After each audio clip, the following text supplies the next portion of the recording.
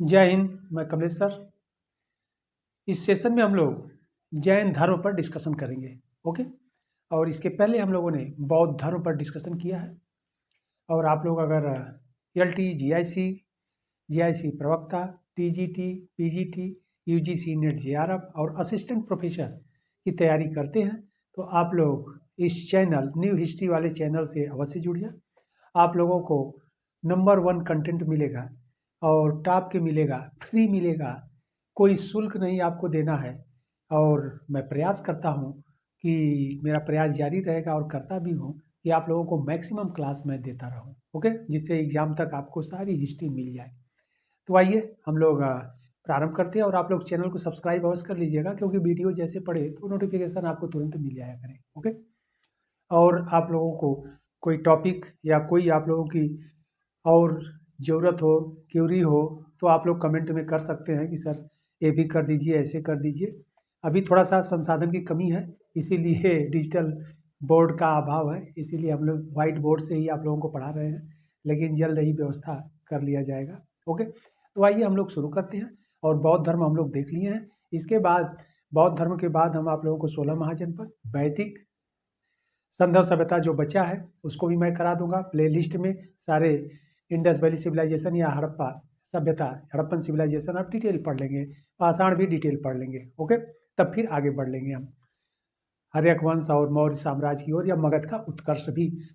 कुछ चीज़ें आप पेट करते हैं या किसी के ऐप पर पढ़ते हैं, जो टीचर पढ़ाते हैं लोग व्यावसायिक शिक्षा का व्यवसायीकरण कर लिए, उनको पैसे चाहिए। जब आप एडमिशन ले लेते हैं तो मैं देखता हूँ बहुत स्टूडेंट मेरे पास आते हैं और वो कहते हैं कि सर हमने एडमिशन लिया, लेकिन अब कह रहे हैं कि LT GIC में ये सिलेबस नहीं है, इसलिए हम नहीं पढ़ाएंगे। जंप मार रहे हैं लोग, छोड़ छोड़ के पढ़ा रहे हैं। तो ऐसे टीचरों से आप लोग सावधान रहिए जो व्यावसायिक हैं। ओके, जो प्रतियोगी छात्रों को, युवाओं को जो मूर्ख बना रहे हैं, तो आप लोग ऐसे टीचरों से सावधान रहिए। आप अगर प्रयागराज में हैं तो आप लोग ऐसे टीचरों से सावधान रहिए। और मैं ये नहीं कह रहा हूँ कि आप आकर के हमसे पढ़ लीजिए, एक बार आप पढ़ लीजिए, बस मेरे पास मत आइए, लेकिन पढ़ लीजिए, देख लीजिए, उनसे कंपैरिजन कर लीजिए और सिलेक्शन लेके जाइए फ्री में। एक पैसे ज़रूरत नहीं है हमें, हमारा समाज सेवा है। ओके, तो आइए हम लोग इसको आगे बढ़ाते हैं। जैन धर्म, जैनिज्म को हम लोग देखते हैं, जैन धर्मा को देखते हैं। इसमें हम लोग देखते हैं कि पहला पॉइंट आपको मैं बताता हूँ कि जैन धर्म का ओरिजिन कब हुआ। तो जैन धर्म की ओरिजिन 6th सेंचुरी BC, यानी 6ठी शताब्दी ईसा पूर्व में हुआ। ओके, तो 6ठी शताब्दी ईसा पूर्व में जैन धर्म का ओरिजिन हुआ। अब जैन धर्म में कुल 24 तीर्थंकर हैं। ओके, तीर्थंकर 24 तीर्थंकर है। तीर्थंकर का मतलब होता है तप करने वाला, तपस्वी, ज्ञानी। ओके, रास्ता दिखाने वाला, पर्यायवाची शब्द बहुत से हैं इसके। ओके, प्रमुख भी होता है, चीफ हेड भी होता है। ओके, सर्वज्ञानी भी होता है, रास्ता दिखाने वाला भी होता है। तो यह तीर्थंकर लोग कुल 24 तीर्थंकर हैं। और इन तीर्थंकरों का हम लोग देख लेते हैं। लेकिन इसमें कुछ तीर्थंकरों का जो इम्पॉर्टेंट है, जो आपसे एग्जाम में इनके प्रतीक चिन्ह पूछ दिया जाता है, यानी उन तीर्थंकरों का नाम और सिंबल, उनके क्या है, प्रतीक चिन्ह क्या है, पूछ दिया जाता है। कभी कभी मैच करने वाले में दे देता है, यानी मैच करने वाला क्वेश्चन आप समझ रहे हैं, एक तरफ तीर्थंकरों का नाम रहता है, एक तरफ उनके सिंबल रहते हैं। तो मैच करने को दे देता है कि किसका बैल है, किसका घोड़ा है, किसका सर्प है, किनका। ओके, तो इस रूप में दे देता है। तो इस पर हम लोग डिस्कशन कर लेते हैं। और फिर कुछ पॉइंट ऐसे इंपॉर्टेंट है कि कितने पौराणिक है और कितने ऐतिहासिक है, यह भी क्वेश्चंस आपसे पूछा जाता है, तो उस पर डिस्कशन हम लोग कर लेते हैं। ओके, तो आइए पहले हम लोग प्रारंभ करते हैं। तो यह जैन तीर्थंकर है, ध्यान रखना है। अब फर्स्ट जो जैन तीर्थंकर हैं, पहले जो जैन तीर्थंकर है ऋषभनाथ या ऋषभदेव भी कहा जाता है, या इन्हीं को आदिनाथ भी कहा जाता है। अब आप कहेंगे कि आदिनाथ क्यों कहा जाता है? इसलिए आदिनाथ कहा जाता है कि जो प्रारंभिक होते हैं, फर्स्ट होते हैं, उनके लिए आदि शब्द का प्रयोग किया जाता है। ओके, तो अब आप समझ गए होंगे कि इनका नाम आदिनाथ अथवा ऋषभनाथ भी दोनों नामों से अभिहित किया जाता है, या कॉल किया जाता है, पुकारा जाता है। ओके, तो फर्स्ट तीर्थंकर, पहले तीर्थंकर ऋषभनाथ हैं।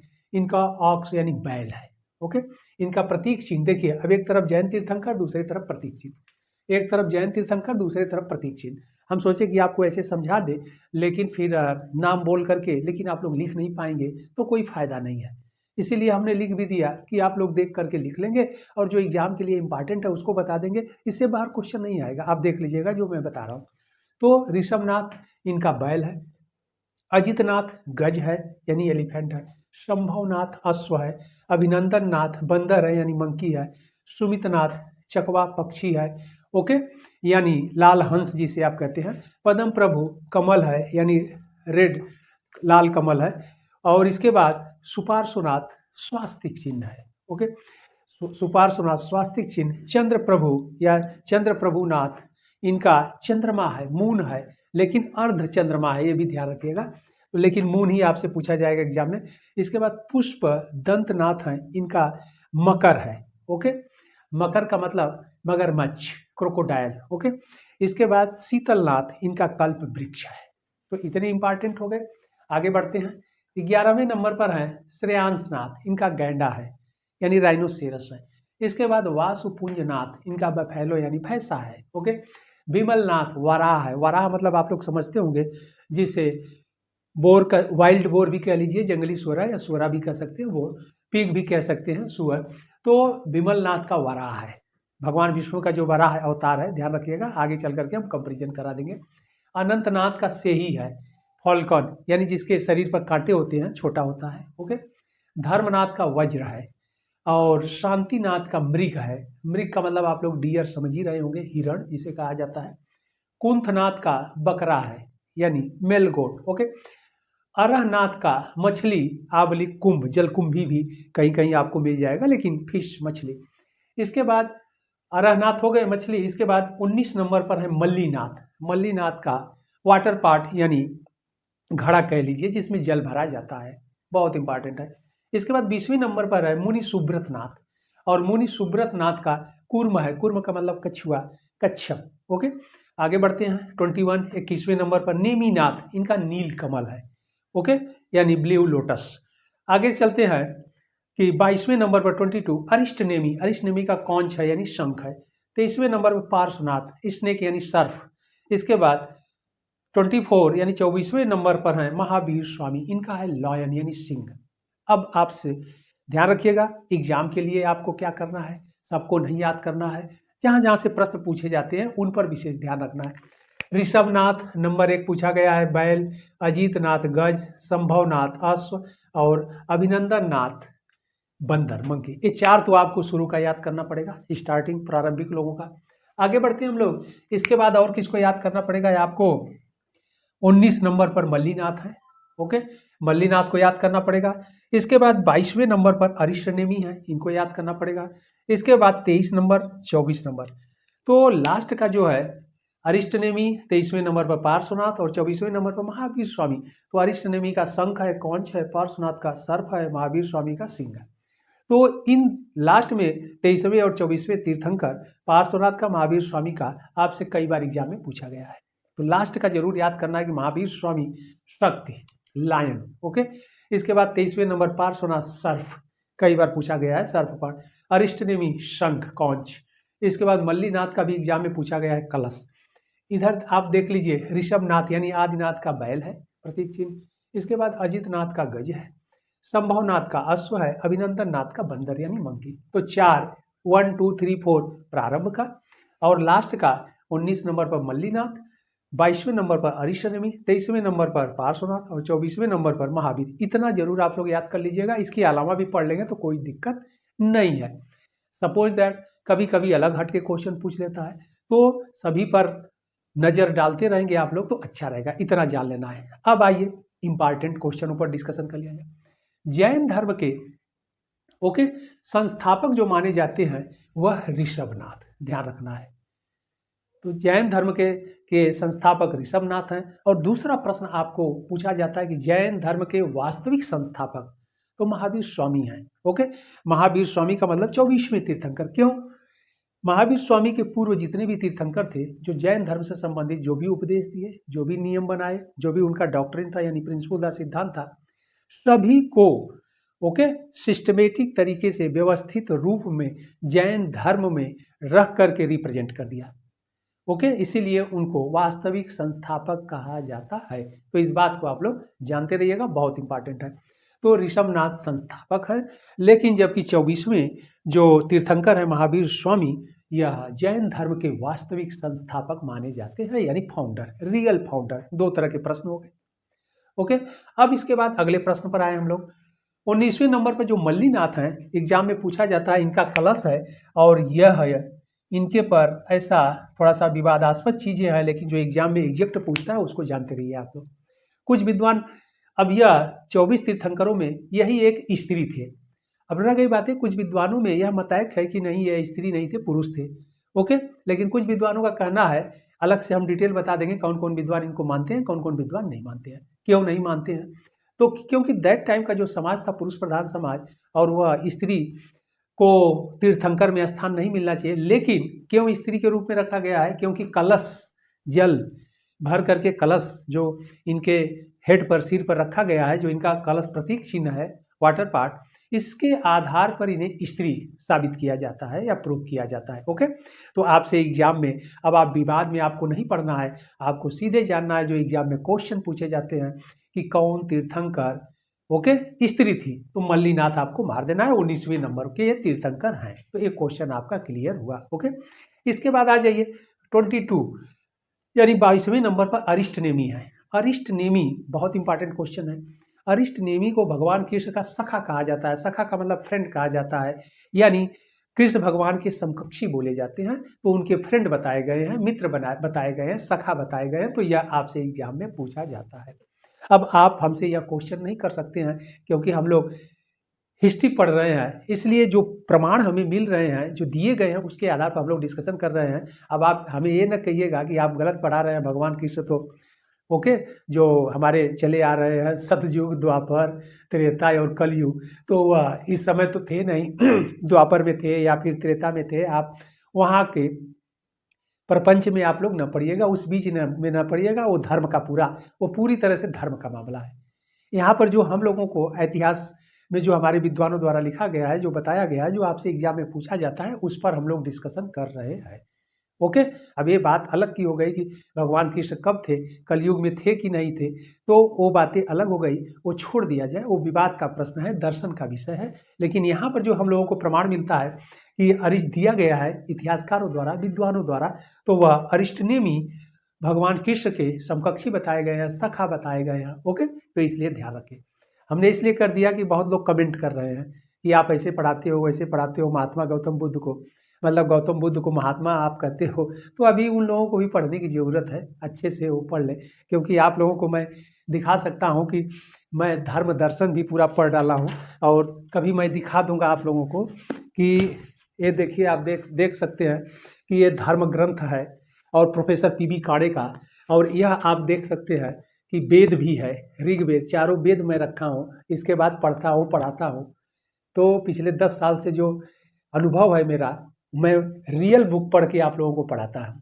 ओके, सारी बुकें मैं रखा हूँ, कभी हम दिखा देंगे, तो इसलिए इसको ध्यान रखिएगा आप लोग, इसलिए इसको आप लोग ध्यान रखिएगा।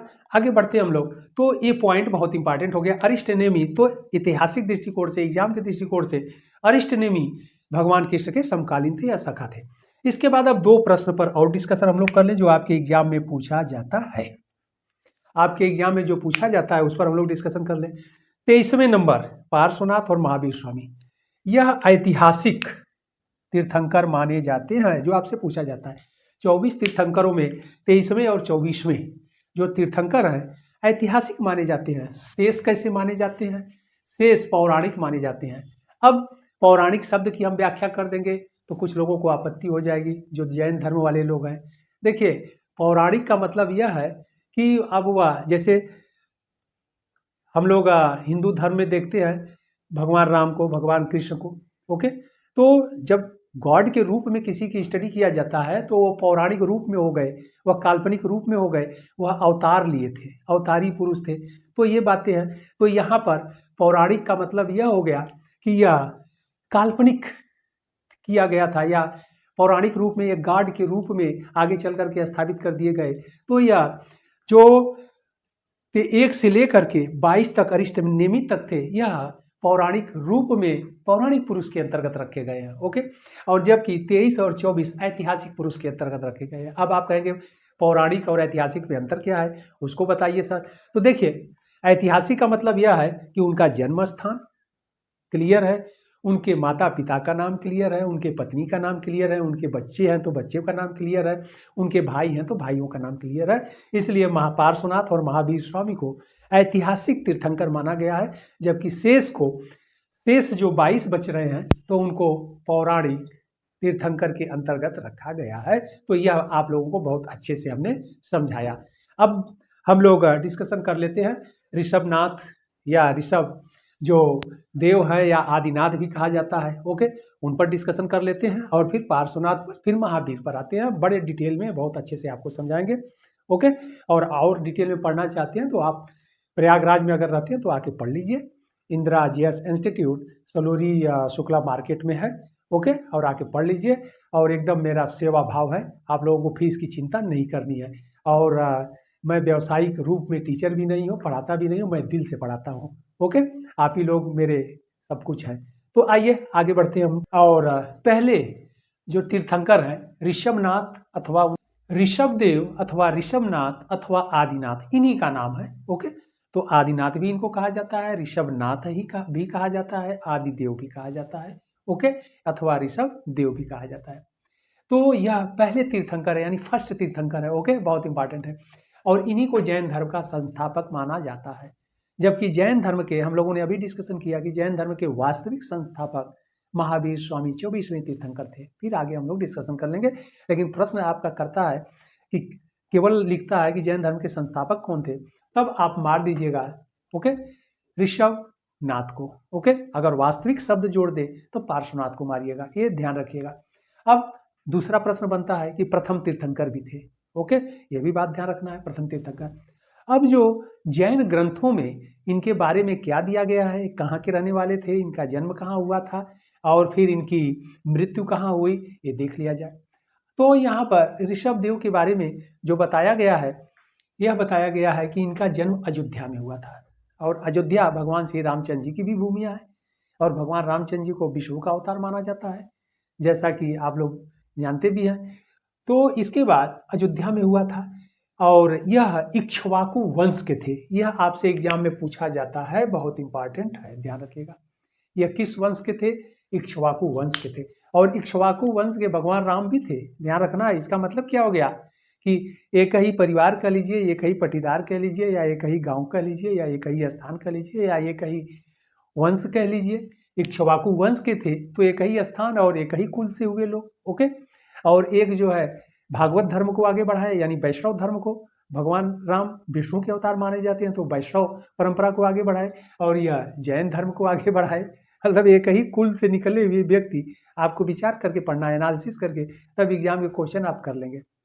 तो भगवान राम भी उसी वंश के इक्ष्वाकु और यह भी इक्ष्वाकु वंश के, इस बात को ध्यान रखना है।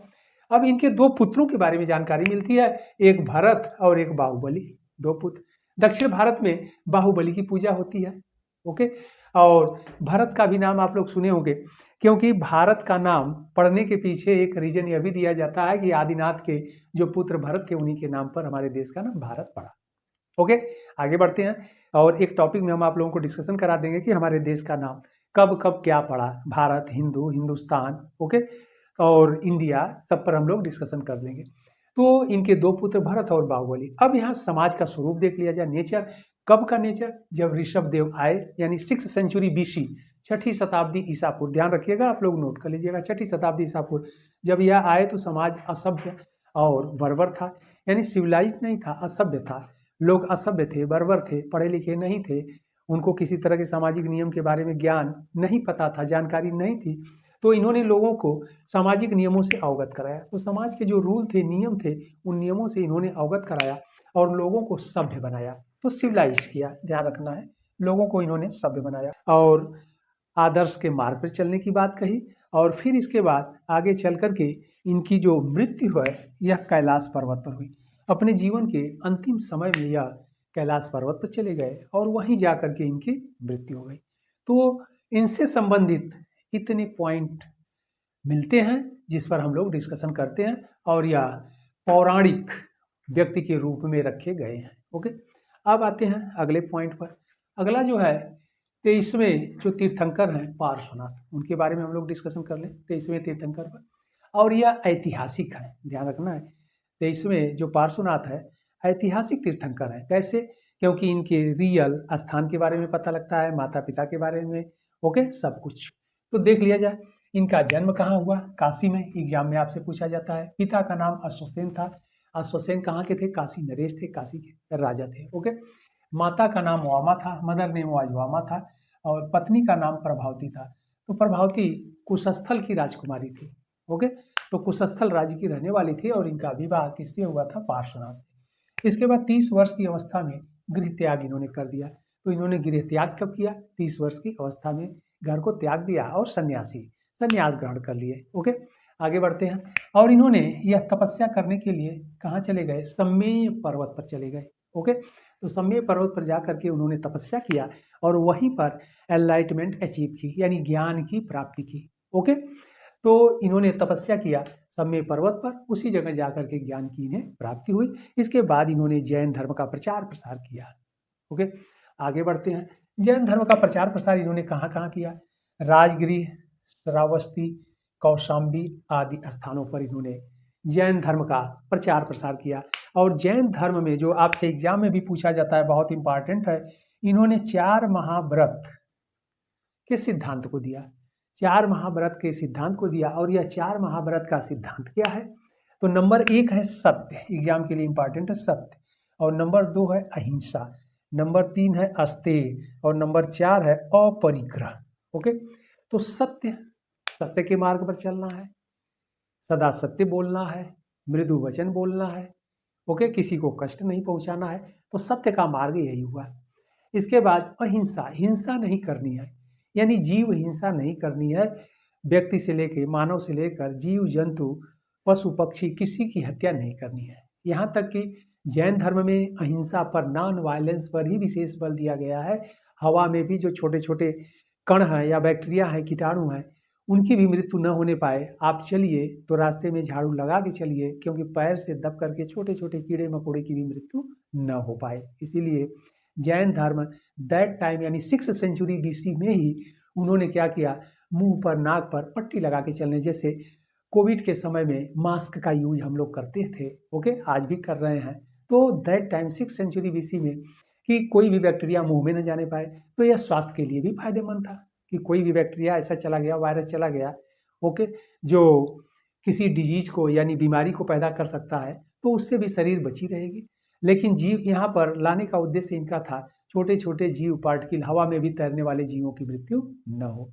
पानी छान के पीना, यानी जल में भी अगर कोई बैक्टीरिया या कीटाणु हो तो वह भी जल के साथ ग्रहण करते समय, ओके, आमाशय में, स्टमच, पेट में न चला जाए, उसकी मृत्यु हो जाए। इसीलिए वाटर, पानी को भी छान के पीना। भोजन अंधकार में नहीं करना कि उसमें भी कीटाणु इत्यादि चली जाए, उनकी मृत्यु हो जाए। तो ध्यान रखना, अहिंसा पर विशेष बल दिया गया है, यानी नॉन वायलेंस पर विशेष बल दिया गया है जैन धर्म में। ये आपसे पूछा जाता है। यही नहीं, यहाँ तक कहा गया है कि मल मूत्र का परित्याग करना है, यानी शौच इत्यादि करना है, तो पहले सफाई करिए तब शौच करिए, ओके। तो बड़े कड़े नियम बना दिए गए हैं। सड़क पर चलना है तो पहले झाड़ू लगाइए तब चलिए। तो यह अहिंसा पर, जैन धर्म में नॉन वायलेंस पर विशेष बल दिया गया है, आपसे एग्जाम में पूछा जाता है, ओके। आगे बढ़ते हैं। अस्तेय, चोरी न करना। तो चोरी न करना में यूनिवर्सल शब्द है। चोरी न करना से ही मतलब है बिना पूछे किसी का सामान भी न लेना, ओके, किसी का सामान न लेना। अगर किसी का सामान या कोई वस्तु लेना है तो आप उसके स्वामी से आज्ञा ले करके लीजिए, पूछ करके लीजिए, ओके।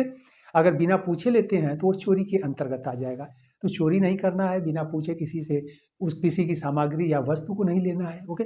आगे अपरिग्रह, धन का संचय न करना। यहाँ धन का संचय का मतलब यह हो गया कि धन का संचय न करने का मतलब यह है कि आप अधिक से अधिक धन का संचय न करिए। आप उतना ही धन का संचय करिए जितना आपको जरूरत है। जितना आपको जरूरत है उतना ही धन का संचय करिए। शेष समाज के अन्य आवश्यकमंद लोगों में वितरण कर दीजिए या दे दीजिए, ओके। तो यह इनका, इसी को 4 महाव्रत कहते हैं। और जब हम लोग महावीर स्वामी को पढ़ा जाएगा, यह पार्श्वनाथ है, महावीर स्वामी को 24वें तीर्थंकर को पढ़ा जाएगा, तो ये वह इस 4 महाव्रत में एक व्रत और जोड़ देंगे, ब्रह्मचर्य, जो आपसे एग्जाम में पूछा जाता है। ब्रह्मचर्य को जोड़ करके 5 महाव्रत के सिद्धांत को दे देंगे, ओके। तो यही है, इंपॉर्टेंट है, क्लियर बात है। इसके बाद इन्होंने जैन धर्म का प्रचार प्रसार किया और इसके बाद 70 वर्ष में इनकी मृत्यु होती है। 70 वर्ष की अवस्था में इनकी मृत्यु हो जाती है। ठीक, क्लियर बात है। तो इन्होंने इतने पॉइंट पार्श्वनाथ से रिलेट थे, टू दी पॉइंट हम आप लोगों को बताए, क्योंकि ये यूट्यूब पर या फिर इस वीडियो क्लास पर बहुत डिटेल अगर समझाने लगेंगे तो आप लोग ऊब जाएंगे, इसीलिए हम टू दी पॉइंट ही चलने का प्रयास करते हैं।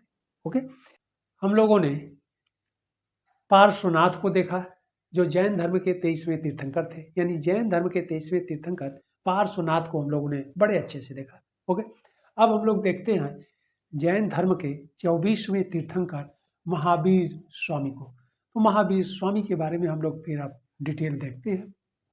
तो आइए, महावीर स्वामी, जैन धर्म के 24वें तीर्थंकर महावीर स्वामी आपके एग्जाम में पूछा जाता है, बहुत इंपॉर्टेंट है। अब यहाँ से 2 क्वेश्चन बनते हैं, प्रश्न बनते हैं, उस पर भी हम लोग डिस्कशन कर लें। प्रश्न यह बनता है कि जैन धर्म के फाउंडर कौन है, यानी जैन धर्म के संस्थापक कौन है।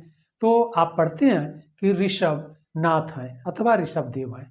ओके, और उन्हीं का नाम आदिनाथ भी है, क्योंकि वह पहले है, प्रारंभिक है, इसलिए आदिनाथ भी उन्हें कहा जाता है। ओके, तो संस्थापक, जैन धर्म के संस्थापक ऋषभनाथ है अथवा आदिनाथ है। लेकिन अगला प्रश्न जो आपसे बनता है, जैन धर्म के वास्तविक संस्थापक, तो वास्तविक संस्थापक उसका आंसर होगा महावीर स्वामी। अब आप कहेंगे क्यों? क्योंकि इसके पहले के जो 23 तीर्थंकर थे, उन लोगों के द्वारा जो नियम बनाए गए थे जैन धर्म से संबंधित, जो प्रिंसिपल यानी सिद्धांत दिए गए थे, ओके, उन सभी को इन्होंने परिमार्जित करके एक नए तरीके से प्रस्तुत किया। ओके, तो परिमार्जित करके नए तरीके से प्रस्तुत किया, यानी जहाँ जरूरत पड़ी तो वहाँ पर कुछ और नियम बनाए, सिद्धांत में भी जरूरत पड़ी तो उसमें भी जोड़ करके उस सिद्धांत को आगे बढ़ाए। इस प्रकार उन नियमों और सिद्धांतों को नए तरीके से परिमार्जित कर उसे धर्म में आगे बढ़ाया। इसीलिए महावीर स्वामी को जैन धर्म का वास्तविक संस्थापक अथवा रियल फाउंडर कहा जाता है। ओके, अब आइए इनके लाइफ हिस्ट्री पर हम लोग डिस्कशन करते हैं। तो इनके जन्म पर पहले हम लोग डिस्कशन कर लेते हैं।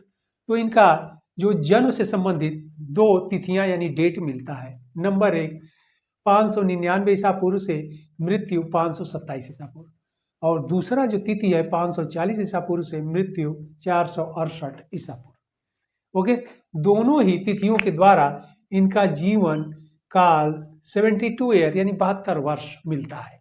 ओके, 72 वर्ष यह जिंदा रहे। लेकिन यहाँ पर ध्यान रखना है कि इन दोनों तिथियों में जो सटीक मानी जाती है, यानी सत्य के ज्यादा नजदीक है, वह तिथि है 540 ईसा पूर्व में जन्म और 468 ईसा पूर्व में इनकी मृत्यु। और यही तिथि आपसे एग्जाम में ज्यादा पूछा जाता है, 540 ईसा पूर्व और 468 ईसा पूर्व। 599 जन्म और 527 ईसा पूर्व इनकी मृत्यु, यह तिथि नहीं पूछी जाती है। अगर कभी पूछी भी जाएगी तो एक ही डेट इसमें से रहेगा, आप लोग ध्यान रखिएगा। अगर आप कहेंगे कि दोनों पूछ दिया जाएगा तब सही क्या होगा, तब 540 में इनका जन्म जो है इसी को आपको सही मानना है, और इनकी मृत्यु 468 ईसा पूर्व में हुई, इसको मानना है। ओके, आगे बढ़ते हम लोग। इनके बचपन का नाम वर्धमान था। बचपन का नाम क्या था? वर्धमान था। जन्म स्थान कहाँ था? कुंडग्राम। इनका जन्म जो हुआ था कुंडग्राम में हुआ था। कुंडग्राम कहाँ पड़ता था? वैशाली में पड़ता था। वैशाली कहाँ पड़ता है? वर्तमान बिहार स्टेट में पड़ता है। तो आप कह सकते हैं कि वर्धमान यानी महावीर स्वामी का जन्म बिहार राज्य के वैशाली जिले के कुंडग्राम में हुआ था। ओके, यह भी कहेंगे तो चल जाएगा, सही है। आगे बढ़ते हम लोग। इनके फादर, पिता का क्या नाम था? फादर नेम वाज, तो पिता का नाम सिद्धार्थ था, और वह ज्ञात्रिक क्षत्रिय थे, यानी ज्ञात्रिक वंश के थे, यानी ज्ञात्रिक वंश के क्षत्रिय थे। तो यह भी और महात्मा गौतम बुद्ध दोनों लोग क्षत्रिय वर्ण से बिलोंग करते थे। एग्जाम के लिए इंपॉर्टेंट है। आगे हम लोग बढ़ते हैं। इनके माता का नाम त्रिशला था। माता का नाम त्रिशला था, अथवा विदेह दत्ता भी एक नाम मिलता है। अब आगे बढ़ते हम लोग। त्रिशला का संबंध या त्रिशला कहाँ की थी? तो लिच्छवी नरेश राजा जो चेतक थे अथवा चेटक जिन्हें कहा जाता है, क्योंकि त और ट इंग्लिश में टी ही होता है। ओके, टी से त और टी से ट, इसलिए कहीं कहीं बुकों में आप देखेंगे राजा चेतक मिलता है, कहीं राजा चेटक प्रिंट रहता है, तो उससे घबराने की बात नहीं है आप लोगों को। ओके,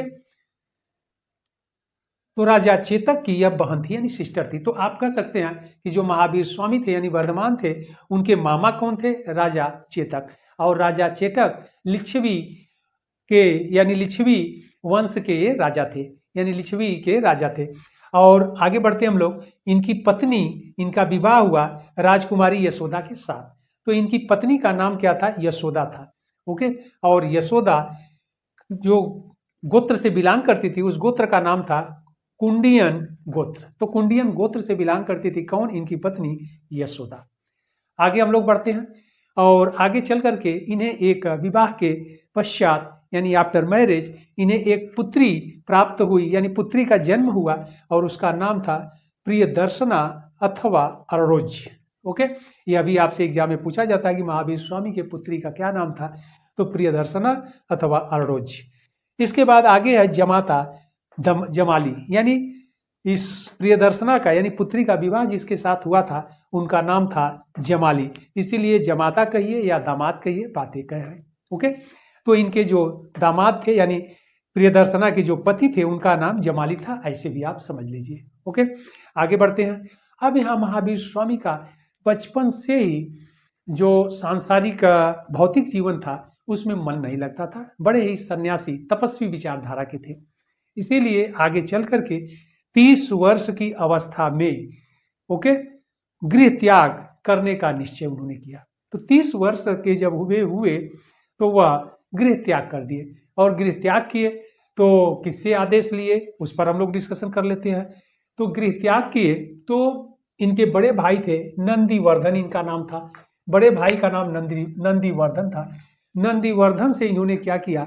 आज्ञा ली यानी आदेश लिया गृह त्याग करने का, यानी संन्यास ग्रहण करने का, और फिर संन्यास इन्होंने ग्रहण कर दिया। अब संन्यास ग्रहण करने के बाद इन्होंने ये यानी वर्धमान 12 वर्ष तक तपस्या की, यानी बड़ा ड्यूरेशन जो है इनके तपस्या का, एनलाइटमेंट अचीव करने का जो ड्यूरेशन है वह है 12 वर्ष। तो 12 वर्ष इन्होंने तपस्या किया, तब जाकर के इन्हें ज्ञान की प्राप्ति हुई, यानी एनलाइटमेंट अचीव कर पाए। अब हम लोग देखते हैं कि इन्हें ज्ञान की प्राप्ति कहाँ हुई, तो आइए देख लेते हैं। तो 12 वर्ष तक इन्होंने तपस्या किया, और तपस्या किया तो स्थान का नाम क्या है? जुम्बिक ग्राम। ओके। जुम्बिक ग्राम विलेज था, वहां पर जाकर के इन्होंने तपस्या किया।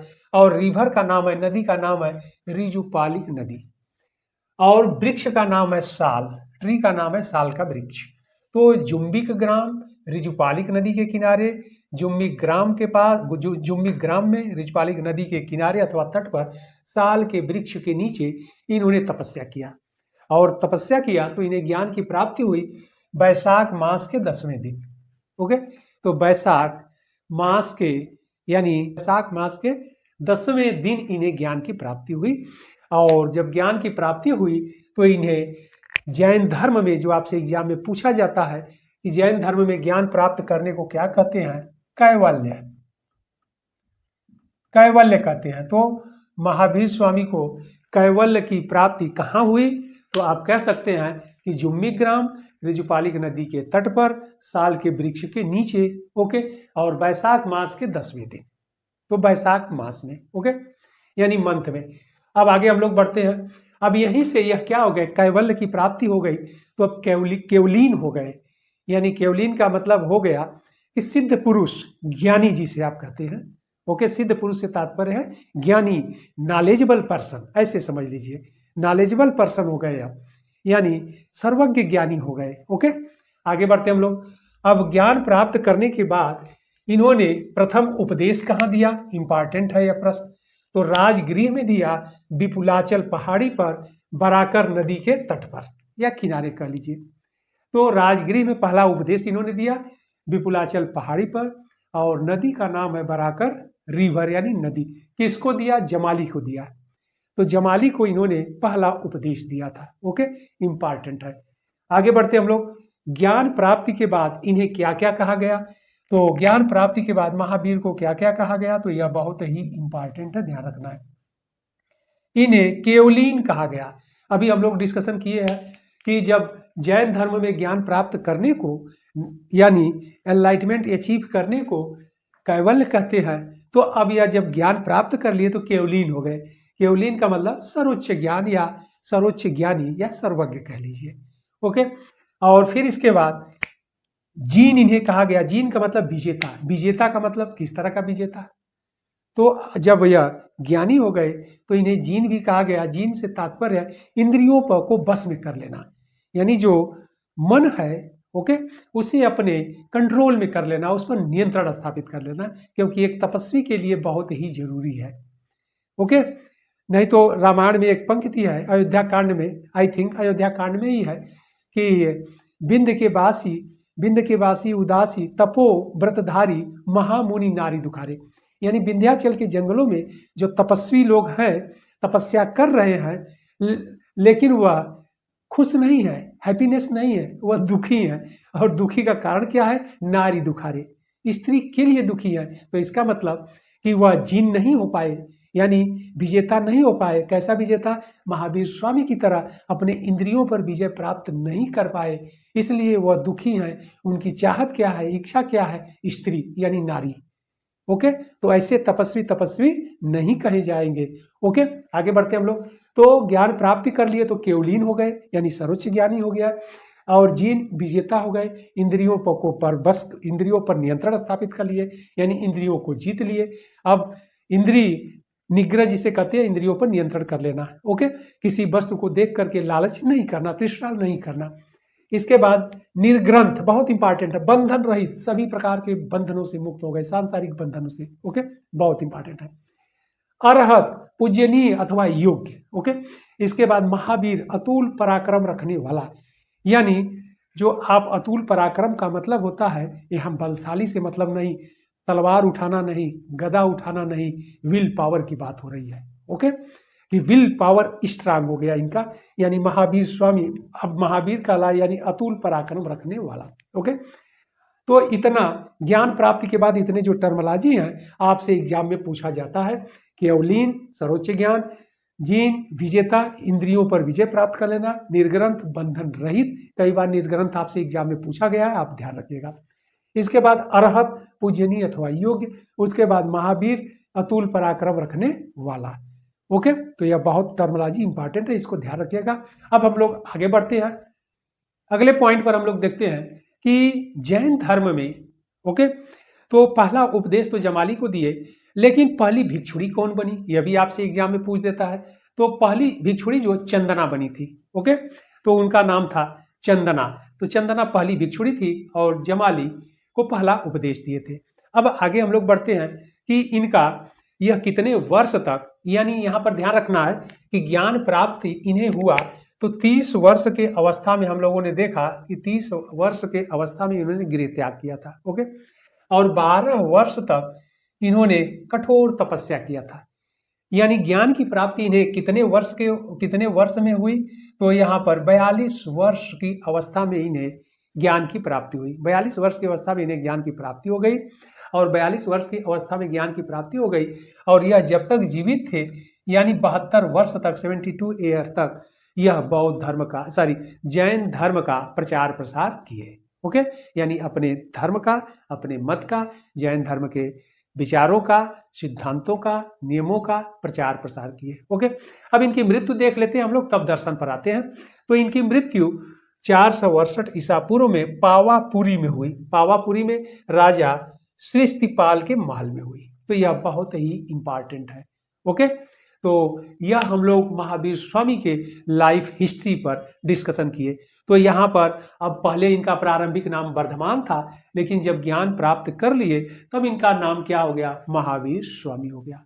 महावीर का मतलब हम लोग देखे अतुल पराक्रम रखने वाला व्यक्ति, यानी जो कॉन्फिडेंस है इनका, ओके, विल पावर है, बहुत स्ट्रांग हो गया, तो इनका नाम महावीर पड़ गया, महावीर स्वामी। और यह 72 वर्ष की उम्र तक, यानी 72 वर्ष तक जिंदा रहे, और यह जैन धर्म का प्रचार प्रसार किए, और अंत में पावापुरी में राजा श्रीस्तिपाल के महल में इनकी मृत्यु हो जाती है। अब हम लोग देखते हैं जैन दर्शन। ओके, तो हम लोग अब जैन दर्शन पर देखते हैं। ओके, महावीर स्वामी के लाइफ हिस्ट्री पर डिस्कशन हम लोग कर लिए, तीर्थंकरों पर कर लिए, तो अब जैन दर्शन को भी देख लेते हैं हम लोग, बहुत इंपॉर्टेंट है। अब जैन दर्शन में हम लोग देखते हैं पहले कि जैन दर्शन में जैन धर्म किस में विश्वास करता है, जो आपके एग्जाम में पूछे जाते हैं। तो टू दी पॉइंट हम लोग डिस्कशन करते हैं। ओके, पहला हम लोग देखे हैं आत्मा को सर्वोच्च सत्ता माना। तो पहला पॉइंट क्या हो गया कि आत्मा को, जैन धर्म आत्मा को ही सर्वे सर्वा मानता है। ओके, ईश्वर को नहीं मानता है, अभी हम लोग डिस्कशन कर लेंगे, पहले इन पॉइंटों को देख लिया जाए। तो आत्मा को सर्वोच्च सत्ता माना। ओके, अगला पॉइंट है कर्मफल में विश्वास करता है। कर्मफल में यह विश्वास करता है। पुनर्जन्म में विश्वास करता है, यानी डॉक्ट्रिन ऑफ रीबर्थ के सिद्धांत में विश्वास करता है। इसके बाद कर्मफल में विश्वास, कर्मफल कोई बात नहीं, हम लोग देख लिए, 2 बार हो गया है। तो कर्मफल में विश्वास करता है, पुनर्जन्म में विश्वास करता है, और आत्मा को सर्वोच्च सत्ता मानता है, और इसके बाद मोक्ष में भी विश्वास करता है। ओके, तो अगला पॉइंट क्या हो जाएगा कि मोक्ष में भी यह विश्वास करता है, मोक्ष में भी विश्वास करता है। तो कर्मफल 2 बार हो गया है, कोई बात नहीं है। मोक्ष को भी मानता है, तो कितने चीजों को मानता है, आत्मा को मानता है, कर्मफल को मानता है, पुनर्जन्म को मानता है, और मोक्ष को। अब आगे हम लोग डिस्कशन कर लिया जाए किसको नहीं मानता है, इस बात पर डिस्कशन कर लिया जाए। तो देखिए, ईश्वर को नहीं मानता है, यानी गॉड को नहीं मानता है। ईश्वर को नहीं मानता है तो ईश्वरीय सत्ता में विश्वास नहीं रखता है। इसके बाद वेद की प्रामाणिकता को स्वीकार नहीं करता, यानी वेद को भी नहीं मानता है। वेद का मतलब जो 4 वेद है हिंदू धर्म में, ऋग्वेद और यजुर्वेद, सामवेद, अथर्ववेद, इनको नहीं मानता है। तो ईश्वर की सत्ता को नहीं मानते हैं, वेद की प्रामाणिकता को नहीं मानता है। ओके, तो इसके बाद इसीलिए तो जैन धर्म को जब ईश्वर को नहीं मानते हैं, और जो धर्म ईश्वर को मानते हैं उनको आस्तिक कहते हैं, और जो जैन और बौद्ध ये दोनों ईश्वर को नहीं मानते हैं, इसीलिए इनको नास्तिक धर्म की श्रेणी में रखा गया है। तो ये बातें बहुत इंपॉर्टेंट है। ईश्वर में विश्वास नहीं करते हैं, इसलिए इन्हें नास्तिक कहा गया है। ओके, आगे हम लोग बढ़ते हैं। अब इसमें त्रिरत्न का सिद्धांत दिया गया है। तो त्रिरत्न क्या है? तो यहाँ पर जो कर्मफल है ना, कर्मफल मतलब कहाँ संचय होता है, जो प्रारब्ध कर्म है, जो पिछले जन्म में हम लोग किए हैं, और उस जन्म में जो मेरे द्वारा जो अकृत्य किया गया है, गलत कार्य किया गया है, उसके द्वारा जो कर्मफल संचय हुए हैं, और उसी कर्मफल को जो संचय हुआ है इस जन्म में हम भुगतते हैं। तो यह हिंदू धर्म में भी है, यानी सनातन जिसे कहते हैं, इसमें भी है, और यह भी जैन धर्म भी मानते हैं, बौद्ध धर्म भी मानते हैं। ओके, तो प्रारब्ध कर्म को यह मानते हैं, और प्रारब्ध कर्म में को भुगतने के लिए, या जो वहाँ पर संचित हुआ है इस जन्म में भी उसे भुगता जाएगा, यानी उस कर्म फल का भी हमें दंड इस जन्म में मिलेगा। और फिर कर्मफल संचय कैसे होगा? जो इस जन्म में हम लोग कर्म कर रहे हैं वह भी कर्मफल के रूप में संचित हो रहा है, तो फिर उसे अगले जन्म में हमें भोगना पड़ेगा। ओके, आगे बढ़ते हैं हम लोग। तो कर्मफल संचय न हो, यानी कर्मफल संचित न हो, उसके लिए इन्होंने क्या बताया है? त्रिरत्न का विधान बताया है। इसमें त्रिरत्न क्या है? नंबर 1 सम्यक दर्शन, यानी राइट टू फेथ, सम्यक दर्शन। ओके, यानी उचित मार्ग कह लीजिए, या फिर उचित फेथ, श्रद्धा कह लीजिए, आस्था कह लीजिए, विश्वास कह लीजिए। ओके, इसीलिए हमने इंग्लिश लिख दिया। कुछ बुकों में आपको श्रद्धा मिल जाएगा, सम्यक श्रद्धा, कुछ में सम्यक दर्शन। ओके, तो इसीलिए हमने इंग्लिश टर्मिनोलॉजी का यूज कर दिया कि आपको क्लियर एकदम रहे। तो सम्यक दर्शन का मतलब faith. Okay, right to faith. अगला है सम्यक ज्ञान, यानी नॉलेज, राइट टू नॉलेज, उचित ज्ञान होना चाहिए। ओके, और इसके बाद सम्यक आचरण, राइट टू कंडक्ट, यानी आचरण भी क्या करना है? उचित आचरण। ओके, अच्छे आचरण करने की बात कही जा रही है, बुरे आचरण से दूरी बनाने की बात कही जा रही है। तो ये ध्यान रखिएगा, त्रिरत्न में 3 है, सम्यक दर्शन, सम्यक ज्ञान, सम्यक आचरण। ये आपसे एग्जाम में पूछा जाता है, इसलिए हमेशा ध्यान रखना है। इसके बाद आगे हम लोग बढ़ते हैं पंच महाव्रत का सिद्धांत। तो पंच महाव्रत का सिद्धांत और इसके पहले हम लोगों ने देखा कि जैन धर्म के जो 23वें तीर्थंकर थे वह चतुर्थ महाव्रत का सिद्धांत दिए थे। ओके, और इस महावीर स्वामी ने उसमें एक व्रत और जोड़ दिया, जो आपसे एग्जाम में पूछा जाता है, जोड़ करके उसे पंच महाव्रत का सिद्धांत कर दिया। तो क्या जोड़े उस पर भी डिस्कशन हम लोग कर लेते हैं, और पंच महाव्रत का जो सिद्धांत है वह क्या है उस पर भी हम लोग डिस्कशन कर लेते हैं। तो इसमें नंबर 1 है सत्य, नंबर 2 अहिंसा, नंबर 3 अस्तेय। अस्तेय का मतलब चोरी न करना। चोरी न करने से तात्पर्य है कि बिना पूछे किसी का सामान वस्तु न लेना। ओके, तो अस्तेय। इसके बाद नंबर 4 है अपरिग्रह। अपरिग्रह का मतलब धन संचय न करना। हमने लिख दिया है कि आप लोगों को दिक्कतें न हो। धन संचय करने का तात्पर्य यह है कि अधिक धन संचय न करना। जितनी आपको जरूरत है उतना ही धन का संचय करिए। ओके, और ब्रह्मचर्य, इन्होंने ब्रह्मचर्य को जोड़ दिया, बहुत इंपॉर्टेंट है। किसने? महावीर स्वामी ने, यानी जैन धर्म के 24वें तीर्थंकर जो महावीर स्वामी थे, अभी हम लोगों ने डिस्कशन किया, उन्होंने ब्रह्मचर्य को जोड़ करके इस चतुर्महाव्रत को पंच महाव्रत का सिद्धांत कर दिया। ओके, तो यह बहुत इंपॉर्टेंट है। जैन धर्म में आपसे पूछा जाता है कि पंच महाव्रत में ब्रह्मचर्य को किसने जोड़ा? तो महावीर स्वामी ने जोड़ा। तो त्रिरत्न भी इंपॉर्टेंट है, आप लोग नोट कर लीजिएगा, याद कर लीजिएगा। और पंच महाव्रत का सिद्धांत भी इंपॉर्टेंट है। क्या है? नंबर 1 सत्य, नंबर 2 अहिंसा, नंबर 3 अस्तेय, नंबर 4 अपरिग्रह और नंबर 5 ब्रह्मचर्य। ओके, आगे बढ़ते हम लोग। अगला जो सिद्धांत दिया गया है वह स्यादवाद अथवा अनेकांतवाद अथवा सप्तभंगी अथवा डॉक्ट्रिन ऑफ मैनीफोल्ड। ओके, अनेकता का सिद्धांत। अब यह क्या है वह देख लिया जाए। तो आप लोगों के समझने के लिए हमने एक शब्द जो जैन धर्म में बताया गया है उसको हमने यहाँ पर लिख दिया है, अनंत धर्मकम वस्तु। अनंत धर्मकम, तो यहाँ पर धर्म से मतलब है गुण, यानी किसी भी वस्तु में ओके अनेक गुण होते हैं। अब आप कहेंगे ये जैन धर्म का डॉक्ट्रिन है, सिद्धांत है कि किसी भी वस्तु में अनेक धर्म होते हैं, लेकिन हम सभी उसके धर्म का मतलब गुण, हम उसके सभी गुणों का अध्ययन नहीं कर पाते हैं। कहते हैं महावीर स्वामी कहते हैं, जैन धर्म में कहा गया है कि जब तक हम केवलिन न हो जाएं, यानी ज्ञानी न हो जाएं, ज्ञान अर्जित न कर लें, तब तक हम किसी भी व्यक्ति अथवा किसी भी वस्तु के सभी गुणों को नहीं जान पाएंगे। इसलिए कहते हैं कि जब तक हम ज्ञानी नहीं हो गए, जब तक हमें ज्ञान की प्राप्ति नहीं होती है, तब तक हमारा जो दृष्टिकोण है वह एकांगी ही होता है। अर्थात आपके जिस गुण को हम देखेंगे उसी के आधार पर आपका मूल्यांकन कर देंगे। ओके, आपको अगर स्मोकिंग करते हुए देखेंगे तो आपको उसी रूप में मूल्यांकन कर देंगे। आपको सोमरस पीते हुए देखेंगे यानी शराब पीते हुए देखेंगे तो उसी रूप में मूल्यांकन कर देंगे। कहते हैं इसका मतलब यह है कि एक दृष्टिकोण जो हमने सामने देखा उसी के आधार पर आपका मूल्यांकन कर दिया, एक गलत बात है। क्योंकि आप में अन्य जितने क्वालिटी हैं, जितने गुण हैं, उन सभी पर हमने ध्यान नहीं दिया। कह रहे हैं व्यक्ति तभी ध्यान दे पाएगा जब उसके पास ज्ञान हो जाए। जब तक ज्ञान नहीं होगा तब तक उस वस्तु के संपूर्ण जो क्वालिटी है, गुण है, उसका अध्ययन वो नहीं कर पाएगा। इसके लिए एग्जाम्पल भी एक बताते हैं, और एग्जाम्पल है एक एलिफेंट का, एक हाथी का और 6 अंधे यानी ब्लाइंड मैन का, 6 अंधे व्यक्तियों का।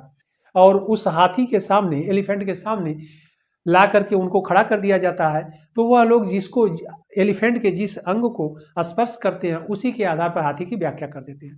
कोई उसके पैर को स्पर्श करता है तो कहता है एलिफेंट पिलर के समान है, खंबे के समान है। कोई उसको सूंड को देखता है, ओके, कोई पैर को तो रस्सी बता देता है, कोई उसके पूंछ को देखता है, स्पर्श करता है तो झाड़ू बता देता है, ओके, और कोई उसके पीठ को स्पर्श करता है तो पहाड़ बता देता है। इसका मतलब यह है कि 6 अंधों के द्वारा जो हाथी की क्वालिटी बताई गई है वह सही नहीं है। इसीलिए उस हाथी के बारे में जो सही मूल्यांकन वही कर सकता है जो उसके सभी गुणों को देखा हो। ओके, उसके फेस को देखा हो, उसके सूंड को देखा हो, उसके बनावट को देखा हो, तभी वह। तो यही जैन धर्म में कहा गया है कि किसी भी वस्तु के सभी गुणों का मूल्यांकन हम तभी कर सकते हैं जब हमें ज्ञान हो जाए। तो इसीलिए कहते हैं, तो ज्ञान, अनंत ज्ञान यही है, अनंत धर्मकम वस्तु। तो वस्तु में जब क्वालिटी एक ही नहीं है, एक से अधिक है, ओके, अनेक गुण उसमें है, तो अनेक गुण के बारे में हमें ज्ञान तभी होगा जब हम नॉलेज प्राप्त कर लेंगे या एनलाइटमेंट अचीव कर लेंगे या ज्ञानी हो जाएंगे तभी। तो कहते हैं, इसीलिए इसको जो है कि कहते हैं जब तक हम ज्ञानी न हो जाए तब तक हमें निम्न मार्गों को एडाप्ट करना चाहिए। वो निम्न मार्ग क्या है? तो स्यादवाद अथवा सप्तभंगी अथवा अनेकांतवाद इसे कहा गया है। तो यह सप्तभंगी क्या है, इसको हम लोग देख लेते हैं। तो नंबर 1 कहते हैं कि किसी वस्तु के बारे में अगर आपको संपूर्ण ज्ञान नहीं हो तब आप उसकी व्याख्या कैसे करेंगे। कहते हैं स्यात् अस्ति, यानी शायद है। ओके।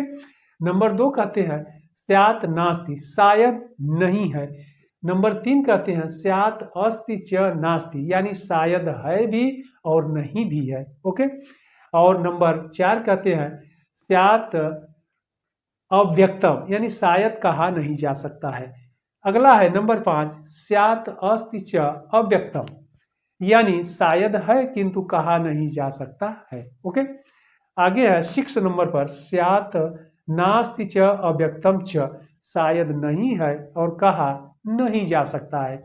नंबर 7 है स्यात् अस्ति च नास्ति च अव्यक्तम च, शायद है नहीं है और कहा नहीं जा सकता है। ओके। तो यही है सप्तभंगी का सिद्धांत जो आपसे एग्जाम में पूछा जाता है, बहुत इंपॉर्टेंट है, नोट कर लीजिएगा आप लोग। टू दी पॉइंट आप लोगों को मैं पढ़ा रहा हूँ। ओके। और डिटेल पढ़ना है और डिटेल समझना है तो आप लोग अगर प्रयागराज में हैं तो आकर के पढ़ लीजिए। इंदिरा जीएस इंस्टीट्यूट प्रयागराज में सलोनी शुक्ला मार्केट में है, आकर के पढ़ सकते हैं। नीचे दिए गए नंबरों पर भी आप कांटेक्ट कर सकते हैं, यानी संपर्क कर सकते हैं। ओके। एकदम आके पढ़ लीजिए, वेलकम है आप लोगों का, कोई दिक्कत नहीं है। और नंबर 1 क्लास आप लोगों को, नंबर 1 ज्ञान। ओके। आ जाइए आगे बढ़ते हैं हम लोग, अगले पॉइंट पर चलते हैं। जैन धर्म में बहुत इंपॉर्टेंट है मोक्ष। मोक्ष को इसमें भी देखिए, बौद्ध धर्म में भी मोक्ष को माना गया है। ओके। जैन धर्म में भी मोक्ष को माना गया है, और जो सनातन धर्म हिंदू है उसमें भी मोक्ष को माना गया है। यानी जो आस्तिक है, ये लोग तो नास्तिक है, ईश्वर को नहीं मानते हैं। तो 2 नास्तिक हो गए, बौद्ध और जैन। तो ईश्वर को नहीं मानते हैं फिर भी मोक्ष को मान रहे हैं, ये देखिए। ओके। तो मोक्ष को मान रहे हैं, तो मोक्ष प्राप्त करने के लिए यह एक विधि बताते हैं, संलेखना। संलेखना जो आपके एग्जाम के लिए बहुत ही इंपॉर्टेंट है, इस बात को ध्यान रखिएगा। इसका मतलब होता है कठोर तपस्या। ओके। कठोर तपस्या के द्वारा मोक्ष की प्राप्ति, यानी कठोर काया क्लेश के द्वारा मोक्ष की प्राप्ति पर बल दिया गया है, यह बहुत इंपॉर्टेंट है। तो संलेखना जो विधि है जैन धर्म में मोक्ष प्राप्त करने का मार्ग बताया गया है, रास्ता बताया गया है, बहुत इंपॉर्टेंट है, ध्यान रखिएगा। आगे बढ़ते हम लोग। और जब आपको मोक्ष की प्राप्ति हो जाएगी तो उसके बाद क्या बताया गया है, अनंत चतुष्टय, बहुत इंपॉर्टेंट है एग्जाम के लिए। अनंत चतुष्टय बताया गया है, यानी चतुष्टय का मतलब 4, और वह 4 पद क्या है, 4 नंबर क्या है, अनंत ज्ञान। तो अनंत ज्ञान की प्राप्ति होती है। ओके। नंबर 2 अनंत दर्शन, इसके बाद नंबर 3 अनंत वीर्य, यानी बल। ओके। और नंबर 4 अनंत सुख की प्राप्ति होती है। अब आप आवागमन से के मार्ग से या आवागमन से अब मुक्त हो जाएंगे। क्यों? क्योंकि जब ज्ञानी हो जाएंगे तो फिर गलत कार्य करेंगे नहीं, कर्मफल का संचय नहीं होगा। ओके। तो फिर आपको जब कर्मफल संचय नहीं होगा तब फिर आप क्या हो जाएंगे, अनंत चतुष्टय को प्राप्त हो जाएंगे। अनंत ज्ञान, अनंत दर्शन, अनंत वीर्य और अनंत सुख की प्राप्ति। तो यह टू दी पॉइंट जो आप लोगों को बताए हैं नोट कर लीजिएगा, एग्जाम में यहीं से प्रश्न आते हैं। ओके। क्या जैन धर्म में आत्मा को सर्वोपरि माना गया है, कर्मफल में विश्वास करते हैं, पुनर्जन्म में विश्वास करते हैं, मोक्ष में विश्वास किया जाता है। ओके। इसके बाद त्रिरत्न सम्यक दर्शन, सम्यक ज्ञान और सम्यक आचरण। इसके बाद पंच महाव्रत का सिद्धांत। इसके बाद यहाँ पर हम लोग देखते हैं सप्तभंगी अथवा स्यादवाद अथवा अनेकांतवाद का सिद्धांत। इसके बाद हम लोग देखे संलेखना विधि क्या है जैन धर्म में। इसके बाद हम लोग देखे अनंत चतुष्टय। अनंत चतुष्टय क्या है यह भी हम लोगों ने देखा। तो बड़े अच्छे से आप लोगों को हमने समझाया, टू दी पॉइंट समझाया कि जो दूर के जो आप जो स्टूडेंट हैं वह भी अच्छे से समझ लें। तो यह हम लोग जैन दर्शन देखे और बहुत ही अच्छे से जैन दर्शन हम लोग समझे हैं। ओके। तो जैन दर्शन के बाद अब हम लोग महावीर स्वामी को देख लिए, इसके बाद उनकी लाइफ हिस्ट्री पूरा देख लिए, उनके द्वारा परिमार्जित किए गए नियम सिद्धांत हम लोग देख लिए, और वह सभी कुछ हम लोग कहाँ देखे, जैन दर्शन में। अब हम लोग जैन दर्शन के बाद आगे बढ़ते हैं। जैन दर्शन के बाद हम लोग देखेंगे जैन धर्म की संगीतियाँ। ओके। तो हम लोग प्रारंभ करते हैं अब जैन धर्म की संगीतियाँ। तो अब हम लोग देख लेते हैं जैन संगीत। ओके। यानी जैन धर्म की संगीतियाँ। तो जैन धर्म की कितनी संगीत हुई उसको हम लोग देख लेते हैं। तो आगे बढ़ते हम लोग, यहाँ पर देखते हैं फर्स्ट, प्रथम जैन संगीति यानी फर्स्ट जैन काउंसिल। ओके, तो प्रथम जैन संगीति, अब यहाँ पर ध्यान रखना है कि इन जो जैन संगीति का मतलब है यानी काउंसिल का आयोजन क्यों किया गया, क्या जरूरत थी। तो महावीर स्वामी की मृत्यु के पश्चात, ओके, यह जो जैन ग्रंथों को कंपाइल करने के लिए, कंपाइल का मतलब ऐसे समझ लीजिए सामान्य शब्दों में धार्मिक ग्रंथों के लिए संकलन शब्द का प्रयोग किया जाता है, रचना शब्द का प्रयोग नहीं किया जाता है, इंग्लिश में उसे कंपाइल करते हैं। या समझने के लिए आप कह सकते हैं कि जैन धर्म के धार्मिक ग्रंथों की रचना के लिए, ओके, यानी कंपाइल करने के लिए काउंसिल बुलाई गई। और फर्स्ट यानी प्रथम जैन संगीति यानी फर्स्ट जैन काउंसिल कहाँ बुलाई गई, तो देख लेते हैं। समय क्या था वो भी हम लोग देखते हैं, शासक कौन था वो भी हम लोग देखते हैं, और उसकी अध्यक्षता किसने किया वो भी देखते हैं। तो देखिए, फर्स्ट जैन संगीति, प्रथम जैन संगीति का आयोजन कहाँ, तो समय क्या है, 300 से 298 ईसा पूर्व। ईसा पूर्व से तात्पर्य है बीसी, ओके, यानी ईसा पूर्व बीसी। स्थान में अगर देखा जाए तो पाटलिपुत्र है, यानी मगध की राजधानी पाटलिपुत्र, तो पाट स्थान हो गया पाटलिपुत्र। और इसकी अध्यक्षता किसने किया, यानी इस काउंसिल का जो प्रेसिडेंट कौन था, अध्यक्ष कौन था, एस्थोल भद्र थे। ओके, इसके बाद उस समय शासक कौन था, बहुत इंपॉर्टेंट है। तो उस समय मौर्य साम्राज्य चल रहा था, और मौर्य साम्राज्य का पहला शासक, जिसको आप संस्थापक भी कहते हैं, चंद्रगुप्त मौर्य। तो चंद्रगुप्त मौर्य के समय में प्रथम जैन संगीति का आयोजन पाटलिपुत्र में हुआ, अध्यक्षता स्थूल भद्र के द्वारा किया गया। तो ये इंपॉर्टेंट है। आगे बढ़ते हम लोग, इसकी विशेषता क्या है, विशेषता में हम लोग देख लेते हैं। तो इसी प्रथम यानी फर्स्ट जैन संगीत में यानी जैन काउंसिल में जैन धर्म दो भागों में विभाजित हो गया। कैसे कैसे, फर्स्ट दिगंबर और सेकंड श्वेतांबर। दिगंबर क्या था, अपरिवर्तनवादी इसको कहते हैं, आप लोग लिख लीजिएगा, एग्जाम में आता है। दिगंबर का मतलब है कि वस्त्र धारण न करना, ओके, विदाउट वस्त्र के रहना। तो जैसे कि महावीर स्वामी ने जो नियम बनाए थे उन्हीं नियमों को लेकर के चलना, क्योंकि महावीर स्वामी 12 वर्ष तक तपस्या किए और वस्त्र का भी परित्याग कर दिए। ज्ञान की प्राप्ति के बाद फिर कभी वह वस्त्र धारण नहीं किए। उनका मानना था, उनका कहना था कि अब हम कैवल्य प्राप्त कर लिए, यानी केवलीन हो गए और बंधन रहित हो गए, अब हमारे लिए सब समान हो गए, अब पर्दे की हमें जरूरत नहीं है, हमारा वस्त्र तो आकाश है। ओके, तो इस रूप में वह जैन धर्म के सिद्धांतों को दिए। तो इसलिए यह दिगंबर का मतलब अपरिवर्तनवादी, महावीर स्वामी या जैन धर्म के सिद्धांत नियमों को उसी रूप में स्वीकार करने वाले या पालन करने वाले। नंबर 2 है श्वेतांबर। श्वेतांबर का तात्पर्य है परिवर्तनवादी, और इन जो अनुयायी थे इस मत के, श्वेतांबर के अनुयायी थे, इन लोगों का मानना था कि जैन धर्म में समय के साथ साथ परिवर्तन जरूरी है। इसलिए ये लोग श्वेतांबर संप्रदाय के अंतर्गत वस्त्र धारण करने के पक्ष में थे। तो यह लोग वस्त्र धारण करने लगे। ओके, तो इन्हें श्वेतांबर कहा गया। कैसा वस्त्र, श्वेत वस्त्र धारण करने लगे। अब यहाँ पर जो जैन संत थे भद्रबाहु, इस संगीत में भाग नहीं लिए। हमने लिख दिया कि आप लोग बोल देंगे तो ध्यान से आप लोगों को उतर जाएगा, पढ़ लिख न पाए, लेकिन लिख लीजिएगा, बहुत जरूरी है, एग्जाम में आपसे पूछा जा सकता है कि स्थूल भद्र और भद्रबाहु ये दोनों जैन संत उस समय थे, चंद्रगुप्त मौर्य के समकालीन थे, समकक्षी थे। ओके, उनके शासनकाल में, उनके समय में थे। और इस प्रथम जैन संगीति का अध्यक्षता स्थूल भद्र के द्वारा किया गया, लेकिन भद्रबाहु इसमें भाग नहीं लिए। क्यों नहीं लिए, रीजन क्या था, इस संगीत में हमने लिख दिया भाग नहीं लिए, और उनके अनुयायी दिगंबर कहलाए। यानी यह भद्रबाहु क्या थे, परिवर्तन के पक्ष में नहीं थे। ओके, तो यह बहुत ही इंपॉर्टेंट है, ध्यान रखिएगा कि भद्रबाहु किस शाखा, किस ब्रांच के अध्यक्ष हुए या प्रमुख हुए, और उनके अनुयायी। तो यह जब भद्रबाहु दिगंबर, इनके अनुयायी दिगंबर कहलाए, यानी भद्रबाहु दिगंबर संप्रदाय के समर्थक थे, और इन्होंने महात्मा महावीर स्वामी के द्वारा बनाए गए नियमों सिद्धांतों में कोई परिवर्तन करने के पक्ष में नहीं थे, इसलिए इनको और इनके अनुयायियों को दिगंबर कहा गया।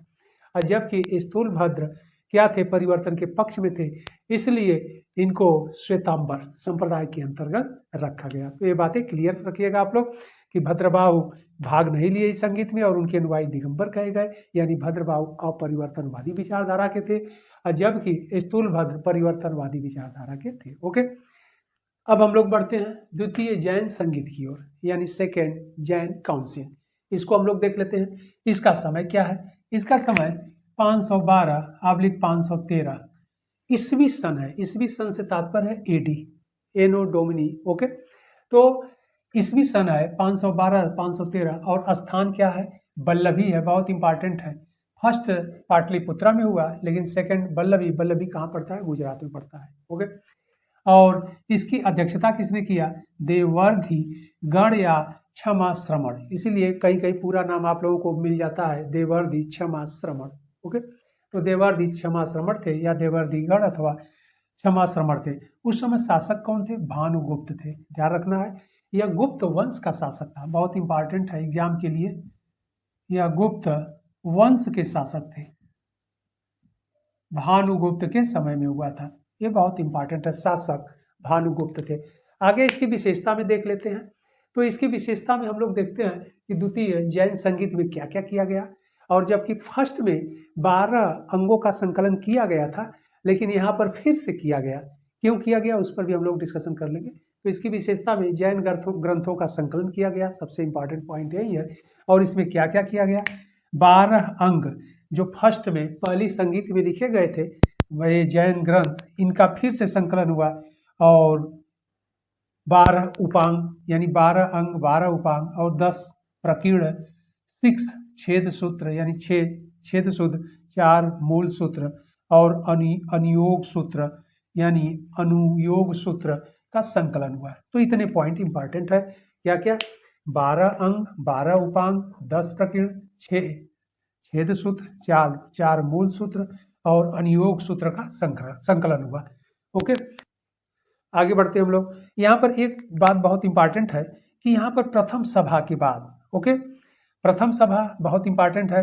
प्रथम सभा से तात्पर्य है जो पाटलिपुत्रा में प्रथम जैन संगीत का आयोजन किया गया था, उसमें जो 12 अंग का संकलन किया गया था और जैन धर्म 2 संप्रदायों में विभाजित हो गया था, या संप्रदाय कह लीजिए, या 2 ब्रांच में विभाजित हो गया, दिगंबर और श्वेतांबर। ओके, विभाजित हो गया।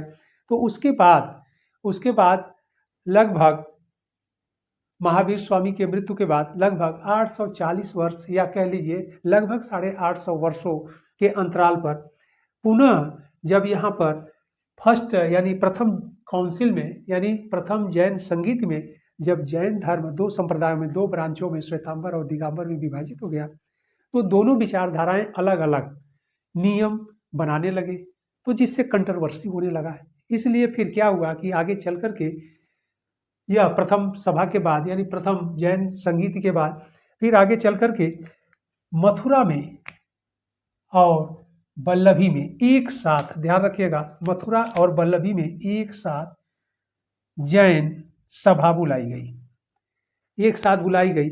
और मथुरा में जो बुलाई गई आर्य स्कंदिल के नेतृत्व में, यानी अध्यक्षता किए, और जो बल्लभी में बुलाई गई थी, या बल्लभी में जो सभा हुई थी जैन सभा, उसकी अध्यक्षता नागार्जुन सूरी ने किया था।